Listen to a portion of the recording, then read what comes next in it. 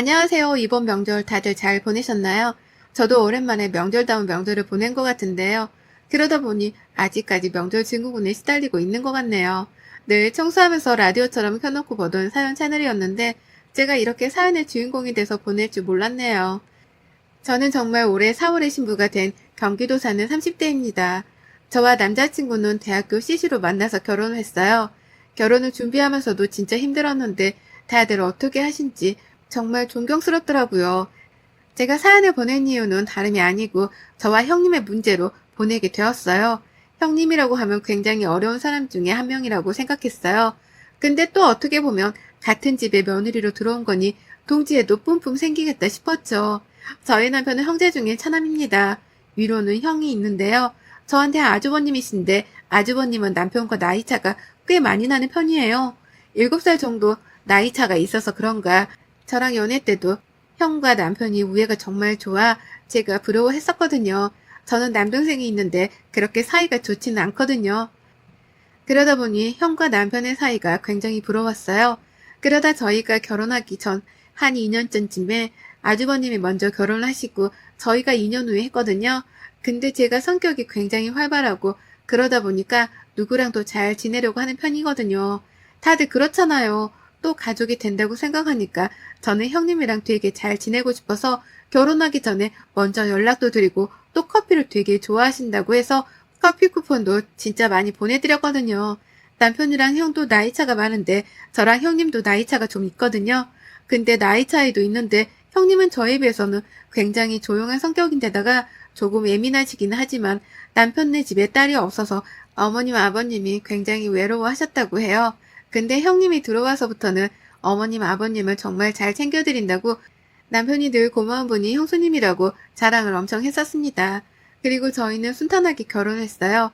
원래 지금 시어머니랑은 연애 때부터 굉장히 잘 지낸 편이라 제가 남자친구였을 때 엄마 아빠라고 부르면서 엄청 자주 뵈러 갔었기 때문에 시어머님이 되셔도 늘 똑같은 마음으로 저를 많이 예뻐해 주셨거든요.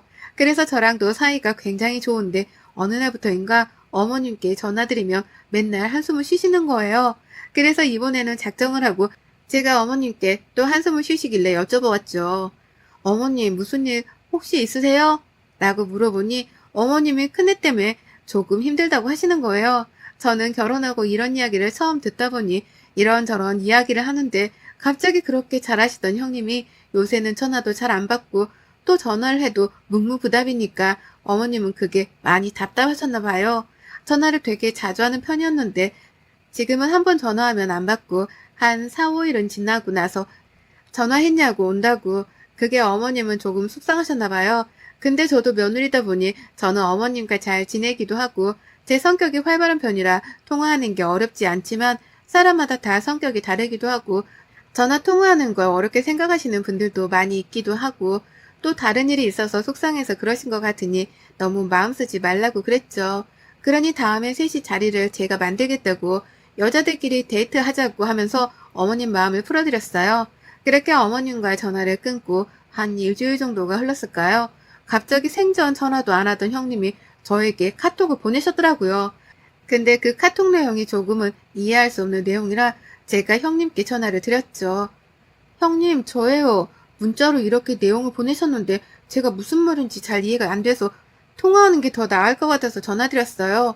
라고 여쭤보니 형님이 저한테 대뜸 왜 눈치가 없냐고 그러는 거예요. 저는 갑자기 그렇게 말을 하시니까 좀 당황스럽잖아요. 그래서 어떤 게 제가 눈치가 없었는지 말씀해 주시면 고치겠다 라고 하니 왜 어머님께 자기 이야기를 하냐고 대뜸 그러는 거예요. 저는 그런 이야기 한 적 없다. 어머님이 형님과 통화가 잘 되지 않아 속상하시다고 하길래 제가 형님 편에 서서 사람마다 다 전화통화를 좋아하는 건 아니니까 어머님이 이해해 주시면 어떠냐고 오히려 그렇게 말씀을 드렸다. 오해하시는 것 같은데 그런 말뜻이 아니었다 라고 말했죠. 그랬더니 왜 어머님이랑 저랑 둘이 뒤에서 자기 이야기를 하냐고 또 막 따지는 겁니다. 이대로는 말이 안 통할 것 같아 우선은 알겠다. 그런 게 아니었는데 그렇게 느끼셨으면 죄송하다 이러고 통화를 끝냈어요. 저는 가운데서 괜히 중간에 껴서 어머님이 뭐라고 하셨길래 형님이 저러시나 싶어서 저도 괜히 기분이 안 좋아 했는데 그날 저녁 남편이 형이랑 통화를 했는지 들어와서 저보고 엄마랑 이제 형수님 이야기하지 마. 형수님 성격 어떤지 알잖아. 예민한 거. 이러는데 정말 황당하잖아요. 저도 좀 화가 나서 남편한테 오히려 화내면서 말했죠. 그런 적도 없고 어머님이 형님한테 속상하신 게 많아서 내가 오히려 어머님께 이해해 주시는 게 어떠냐고 그랬다. 근데 왜 형님도 나한테 전화 와서 그러느냐. 내가 무슨 이야기를 했다고 진짜 황당하더라고요. 그래서 알고 봤더니 어머님은 그냥 작은 애랑 이야기하다 보니 너 이야기가 나와서 우리 여자끼리 한번 뭉쳐서 놀러가면 어떠겠냐고 하신 이야기를 형님은 자기 뒷담화를 한 줄 생각하고 아주버님한테 엄청 울면서 이야기했다고 하는 거예요. 그 일로 아주버님은 어머님께 앞으로 와이프한테 전화하지 말라고 하고요. 근데 참 사람이 말이 어다르고 아다르지만 어떻게 저렇게 받아들일 수 있는지 이해가 되지 않았지만 사람이 성격이 다 틀리니까 또 윗사람이니까 저도 이해하고 넘어가려고 했어요. 그러다 명절에 일이 터진 거예요. 저는 결혼하고 처음 맞는 명절이다 보니 좀 잘해드리고 싶었어요. 그래서 명절 전부터 소고기에 과일에 용돈에 준비해서 명절 전날에 시댁으로 넘어갔죠. 남편네 집은 큰 집이라 제사를 크게 지내기 때문에 그 전날에 가서 자고 다음날까지 막 친척들이 오신다고 해서 남편이 되게 걱정했거든요.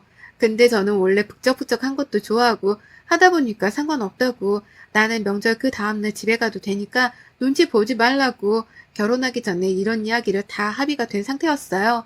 그렇게 명절 전날에 바리바리 싸대고 시댁으로 향해서 어머니 음식하는 걸 도와드리고 있는데 형님이 오셨더라고요. 좀 어색하긴 했지만 그래도 최대한 밝게 인사하려고 저는 먼저 형님 오셨냐고 말을 건넸고 형님은 이러면서 눈길을 피하시더라고요. 어색하게 인사하고 함께 전도 부치고 음식도 만드는데 형님은 정말 말을 단 한마디도 안 하시더라고요. 그래서 저도 따로 막 말을 걸진 않았어요. 그렇게 어색한 시간들이 흐르고 어머님 아버님이랑 남편이랑 아주버님은 잠깐 친척네 음식 가져다 주고 오신다고 하셔서 저랑 형님만 집에 둘이 남아있었는데요. 다른 가족들이 다 나가고 나니까 갑자기 형님이 하고 있던 음식을 휙 던지더니 방으로 들어가더라고요. 아니 너무 황당하잖아요. 그래서 뭐가 나한테 기분이 나쁜가 싶어서 그냥 묵묵히 다시 뒷정리를 하고 있는데 한 15분이 흘러도 20분이 흘러도 나오질 않는 거예요. 그래서 쭈뼛쭈뼛 문을 열고 형님에게 무슨 일이 있으시냐고 그냥 들어가시길래 금방 나오실 줄 알아서 기다렸는데 안 나오시길래 어디 아프시냐고 물어봤죠. 그랬더니 나는 아까 많이 했잖아. 동서가 좀 해. 내가 이런 것까지 해야겠어? 내가 동서보다 윗사람인데 그냥 시키면 좀 해. 물어보지 말고. 딱 이렇게 말을 하는 거예요. 어안이 봉봉했지만 거기서 따질 수도 없고 해서 그냥 뒷정리 제가 혼자 다 하고 저도 남편 방으로 들어가서 좀 쉬고 있었어요. 근데 깜빡 잠이 들어서 소리가 거실로 나가보니 형님이 부엌에서 아까 제가 다 정리했던 그릇들을 꺼내서 다시 다 닦고 있는 거예요. 너무 황당해서 제가 형님한테 제가 아까 그거 몇 번씩 닦아서 넣어놓은 건데 왜 다시 하시냐고 물어보니까 동서가 들어가서 잠들었길래 내가 한 건데 무슨 말을 하는 거냐고 그러는 거예요. 그것도 가족들 앞에서요. 어머님은 작은 애가 많이 피곤했나 보다 라고 하고 남편도 많이 피곤했냐고 그러는데 제가 분명히 다 닦아서 올려두고 들어가서 깜빡 졸은 건데 내가 한 거를 자기가 했다고 하니 정말 황당하잖아요. 도대체 왜 저러나 싶어서 억울해하고 있는데 저보고 자기가 저녁할 테니 들어가서 쉬고 있으라고 하는데 저랑 아까 있었을 때랑 180도 달라진 모습이었어요. 너무 억울했지만 그냥 시댁에서 예쁨 받고 싶어서 저러시나 보다 하고 착한 내가 넘어가자 하면서 화를 참았죠. 근데 그 뒤로도 가족들 앞에서는 저한테 잘해주는 척하고 자기가 다 일하는 척 하다가 가족들이 잠깐 자리라도 비우면 일하던 거 딱 멈추고 다리 꼬고 그 자리에서 핸드폰 하거나 아예 일을 안 해요. 그러다 또 어머님이나 아버님 나오시면 다시 일하는 척 하고요. 속으로 진짜 형님 만만한 분이 아니구나 생각하고 있었는데 명절만 지나면 또 자주 보는 것도 아니니까 내가 참자. 그렇게 참을 일을 3번을 그리고 있었을 때 저랑 남편이 가지고 온 소고기를 보고 갑자기 이러는 거예요. 동서, 그거 고기 혹시 당근마켓에서 사온 거 아니야? 라고요. 너무 황당해서. 형님, 무슨 말씀이세요? 고기를 어떻게 당근마켓에서 사와요? 이거 남편이랑 저랑 백화점 가서 미리 사서 받은 거예요. 라고 했더니 자기가 그저께 당근마켓에 들어갔는데 저랑 똑같은 고기 세트를 엄청 저렴하게 팔고 있던데 상표도 똑같은 거 보니 동서가 사온 제품이랑 너무 똑같다면서 까르르 웃는 거예요. 근데 그 얘기를 저한테만 한 게 아니라 어머님, 아버님 옆에 다 계시는데 하니까 너무 얼굴이 화끈거리는 거예요. 진짜 정상적으로 구매해서 가지고 온 건데 저렇게 말하니 화도 나고 너무 얄미웠어요. 제가 정색하니까 장난친 건데 왜 이렇게 진지하게 받아들이냐면서 하는데 빨리 명절이 끝나기를 바랬죠. 그렇게 명절 당일이 되고 남편네가 큰집이라 친척들이 다 모이시느라 인사하고 상 차리고 정신이 없는데 이때도 형님은 일하다 어디 가고 일하다가 가족들만 안 보이면 다른 데 가 있고 오면 아버님, 어머님 보이면 열심히 일하는 척 하는 거예요.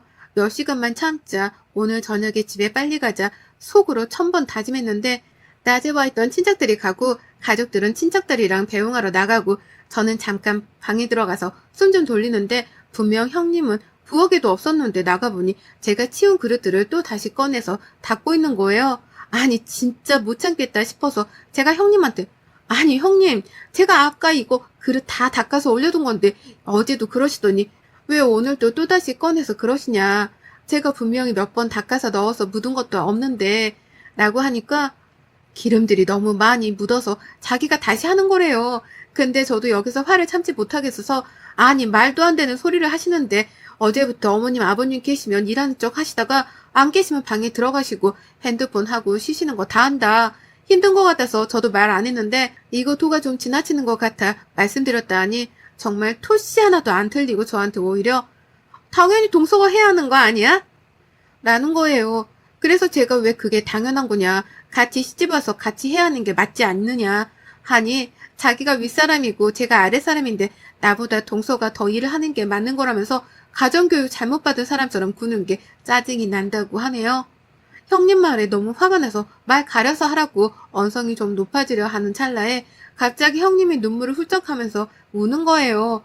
당황해서 왜 우냐고. 그러니 뒤에 가족들이 와 있더라고요. 저는 윗사람한테 대드는 사람이 되어 있고 형님은 저한테 당하는 사람이 되어 있었어요. 어머님, 아버님은 저보고 방으로 들어오라고 하셔서 들어가서 한 소리 크게 먹었어요. 이뿐만이 아니라 시댁 친척들이 있는 곳에서 저에게 정말 아무렇지 않게 동서는 친정이 없지 않아? 더 있다가 가도 되지 뭐 이러더라고요. 저 결혼하기 전에 아빠가 지병으로 돌아가셔서 엄마랑 동생만 있는데 그걸 알고 저렇게 대놓고 말을 하더라고요. 그 말을 듣는 사람들은 저마다 저를 보고 안쓰럽다는 듯이 쳐다보는데 그 눈빛도 저는 못 견디기 싫은 거예요. 이렇게 지옥 같은 첫 명절이 지나가고 아무래도 안 될 것 같아 명절 다음날 형님한테 전화해서 둘만 보자고 했어요. 근처 카페에서 만나서 저한테 감정이 상하신 게 있냐.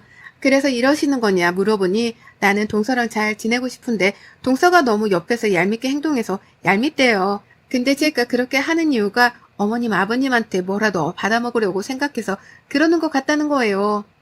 그 노인네들이 동서 들어오기 전에는 우리한테 다 퍼줄 것처럼 하더니 동서 들어오니까 아주 동서의 여우 같은 면에 빠져서 지금 받을 것도 못 받게 생겼는데 내가 제정신이겠어? 그러니까 좀 나대지 말지 그랬어. 저 결혼하기 전에 시댁에서 큰 아주버님한테 경기도 광명시에 아버님 명의로 사놓은 아파트가 있는데 거기가 재개발돼서 집값이 많이 올랐나 봐요. 그래서 그 집을 아주버님 앞으로 해주겠다고 하셨는데 그럼 증여세가 너무 많이 나와서 우선은 가지고 있다가 상황 봐서 돌려주신다고 하셨나 봐요. 근데 이제 제가 들어오니 둘째네도 뭐 해줘야 하는데 이런 이야기가 나오니 괜히 그 아파트 저희한테 뺏길까봐 견제하고 있었던 거더라고요. 그리고 지금까지 착한 척 했는데 제가 매번 어머님이랑 통화하니까 짜증나서 어머님 전화도 피하고 그런 거였더라고요. 결국에는 돈 때문이었다는 소리를 듣고 자리에서 벌떡 일어나 무작정 걸었어요. 그렇게 걷고 또 걸으니 이렇게 당하고만 있을 수는 없겠더라고요. 그래서 형님한테 전화해서 말했어요. 저는 시댁에서 받는 거에 대해서 관심도 없고 주시면 감사하지만 혹시 주지 않으시더라도 저는 서운하지 않다고. 당연히 남편이 장남도 아니고 차남이고 저희 남편보다 아주버님네를 더 생각하시더라도 전혀 서운하지 않다고요. 근데 제 생각은 늘 변함이 없기도 하고 또 저랑 남편은 직장이 탄탄한데 노후까지 걱정이 없는데 형님은 변변치 않은 직장이라 남의 재산을 탐하시는 것 같다고. 근데 이 이야기를 저만 알아서는 안 될 것 같다. 모든 가족들이 알아야 형님의 실체를 알지 않겠냐고 하니 그 말이 끝나자마자 그렇게 조용하고 조근조근 말했던 형님이 소리를 고래고래 지르시는데 귀청이 떨어지는 줄 알았어요. 더 이상 말이 통하지 않을 것 같아 우선 차단부터 하고 제 나름대로 이 일을 해결할 플랜을 세웠어요. 가장 먼저 아까 만났던 형님이랑은 사실 몰래 동영상으로 촬영을 해놨고요. 그렇게 디데이를 앞둔 날 형님에게 카톡을 보냈죠. 시댁으로 오시라고요. 자기도 제 발이 저렸는지 시댁에 갔더니 먼저 기다리고 있더라고요. 그랬더니 정말 뻔뻔하게도 아니 동서 무슨 일이야? 동서가 가장 아랫사람인데 우리가 이렇게 기다려서 되겠어? 정말 아무 일도 아니면 정말 각오해. 이런 말들을 주저리 늘어놓더라고요. 그리고 거실 탁자에 커다랗게 둘러앉아 이야기를 시작했어요. 먼저 어머님 아버님께 저와 남편 상황들을 모두 다 이야기했고 저나 남편은 지금 다니는 직장이 탄탄해서 노후 준비도 잘 되어 있고 아빠가 돌아가시면서 저랑 제 동생 앞으로 집 하나씩은 해두셨기 때문에 거기에서 월세도 지금 받고 있다. 때문에 어머님 아버님한테 도움받을 생각도 없다. 말씀드렸죠. 물론 당연히 주신다면야 너무 감사하게 받겠지만 주시지 않더라도 서운하지 않고 또 남편이 차남이기 때문에 당연히 장남인 아주버님이 저희보다 더 받으면 받아야 된다고 생각하는 사람이라고요. 근데도 형님은 욕심이 많은 것 같다. 정말 욕심이 없는 분이라고 생각했지만 상상 이상으로 심하시더라. 남편에게 들어보니 어렵게 자라와서 그런 건지 거지 근성이 있으시더라. 그런지 생각도 저랑 너무 다르시다고 어머님 아버님의 도움을 많이 받고 싶어 하시니까 제가 감히 말씀드려보자면 저희 말고 형님네를 도와드렸으면 좋겠다 라고 했죠. 어머님 아버님은 이게 무슨 말이냐 하고 형님은 나는 모르쇠로 나가길래 TV에 형님과 저의 만남이 찍힌 영상을 틀어드렸어요. 아주버님은 많이 놀라신 것 같고 어머님이랑 아버님은 한숨만 쉬시더라고요. 남편도 많이 놀랐더라고요. 형님은 울고불고 동의 없이 찍는 건 불법 촬영이라고 신고해야겠다고 길길이 날뛰시길래 신고하셔라. 그럼 뭐 조사받고 벌금 물겠다 라고 했죠. 근데 지금까지 저에게 했던 행동들은 다 뭐였냐. 저에게 말씀하시기로 저희한테 지금 혹시라도 뭐라도 떨어질까 조마조마해서 저를 괴롭히지 않으셨냐. 사람으로서 그런 마음 먹는 게 정말 맞는 건지 잘 모르겠다 하니 형님은 막 계속 어머님 아버님을 붙잡으면서 저 영상은 다 조작된 거다. 속지 마셔라. 동서 아주 여우 같은 기집애다. 이러면서 울고불고 하시는데 보다 못해 아주버님이 데리고 나가시더라고요. 저도 죄송하다 말씀드리고 집에 와서 남편이랑 소주 한잔 했습니다. 소주 한잔 하고 있는데 아주버님이 저희 집으로 오셨더라고요. 정말 미안하다고요. 욕심이 많은 사람인 것도 알고 있었지만 우리 부모님 돈까지 저렇게 생각하는 사람인 줄 몰랐다고요. 친정이 어려워 형님이 제대로 사랑을 못 받고 자라서 굉장히 불쌍한 사람이라고 생각해 자기가 더 아껴주고 싶어서 참아왔는데 이렇게 속물일 줄 몰랐다고요. 아주버님은 형님 같은 속물이랑 못 살겠다고 이혼하겠다고 선언하시더라고요. 그렇게 저한테 사과를 하고 며칠 뒤 어머님 아버님은 그래도 이혼은 안 된다 하시는 것 같아요. 형님은 아주버님한테 비는 것 같고요. 아주버님은 짐을 싸서 우선 근처 오피스텔을 얻어서 나갔다고 하시네요. 이렇게 저의 첫 명절은 다신 생각하기도 싫은 날이 될 것 같아요. 저의 이런 행동이 모두에게 상처가 되었겠지만 형님의 실체를 모르고 지나간다는 건 더 아니라는 생각이 터뜨렸네요. 여러분들도 화병 나지 않게 터뜨리고 사세요. 눈에는 눈, 이에는 이를 보여줘야 한다고 생각합니다. 그 뒤로 형님 소식을 잠깐 덧붙이자면 형님과 아주버님은 깔끔하게 이혼을 하셨어요. 우선 아주버님이 형님이 뒤에서 이런 이야기들을 하는 것들을 못 참겠다고 하시더라고요. 이외에도 형님의 카톡에 친구들에게 시댁욕을 어마어마하게 한 게 들통나서 그 욕에 정말 입에도 담을 수 없는 내용이 있었나 봐요. 그래서 아주버님이 이 내용을 보고 이혼을 결심하게 되었다고 나중에 아주버님이 말씀해 주시더라고요. 앞에서는 착한 척하고 뒤에서는 그렇게 뒷담화를 했으니 자업자득이라고 생각해요. 뿌린 대로 거둔다는 말이 딱 여기에서 오는 것 같다는 생각을 또 한 번 하게 되네요. 여러분의 생각은 댓글로 남겨주세요. 오늘도 시청해 주셔서 정말 감사합니다.